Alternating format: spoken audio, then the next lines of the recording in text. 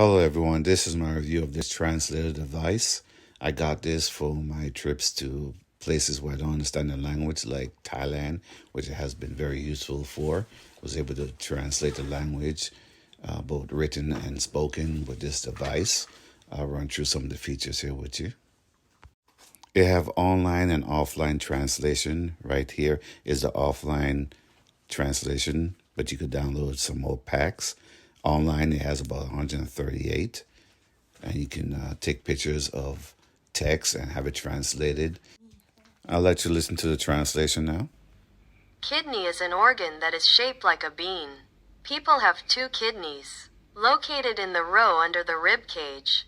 This is a pretty handy device for simultaneous translation when you're speaking to somebody and he didn't speak back to you. So I like this device and